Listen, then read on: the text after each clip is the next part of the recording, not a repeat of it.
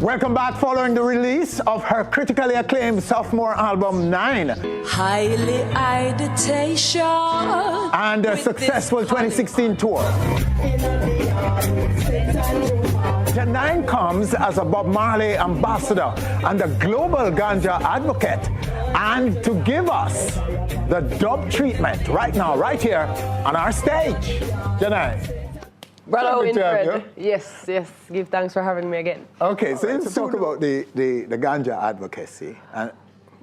You know, it's really important that we change stigmas here in Jamaica. Okay. Because a lot of the things that the negative connotations associated with ganja are from, you know, oppressive mindsets that were set on us a long time ago.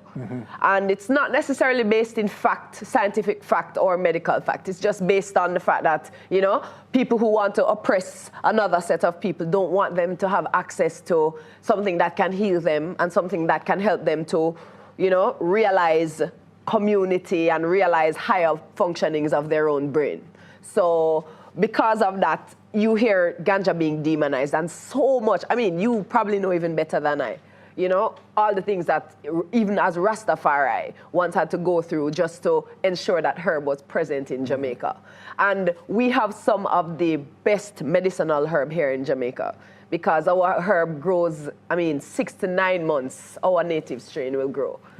While in the States and elsewhere where they're really trying to use herb more as a commercial thing, in 3 months, you know, the herb is ready. So we're promoting, or, you know, I am promoting the use of herb as medicine, not the abuse of herb and, you know, using it all the time and every day and mixing it with all kinds of poisonous things, but using it as your medicine, using it to make oils and tinctures that are good for cancer, that are good for glaucoma and asthma. I mean, I personally had the experience of moving asthma out of my system through the use of a steam chalice. Okay, so the focus is more on the medicinal, the healing. It is the healing and not the sacramental. I mean, even recreation is healing as well, you know, Winfred. Because when people sit down and so what do you call the abuse?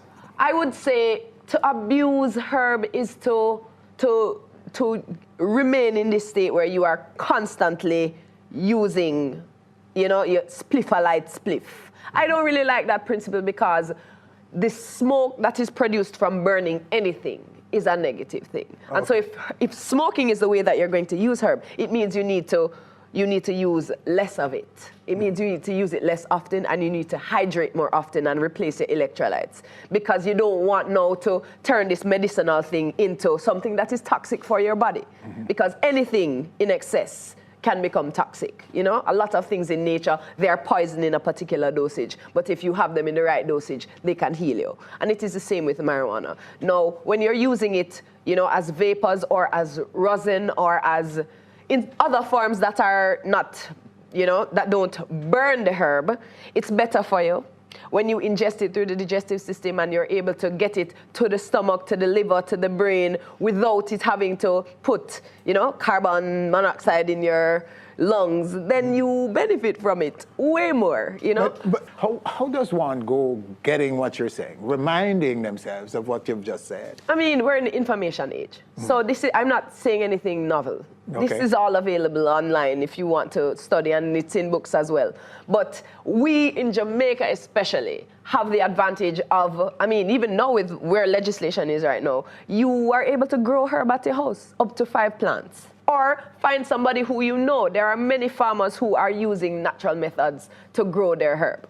And I personally, I mean, no judgment, you know, it's just to say, really and truly, it is better for your health, it is better for your mind if you use herb that has been prepared properly, that is cured properly. If it is not cured properly, that is when you'll experience anxiety. And so a lot of people, because they don't know where the herb is coming from, you know, all kinds of things mixed up in the herb wasn't dried properly, you open it out and all kind of creatures in it. Like, we have to take more pride in the things that we put in our body. And ganja is a sacred thing. And if you treat it in that, you know, you treat it with disrespect, then the way it will not affect your body in the best way that it possibly could. Okay.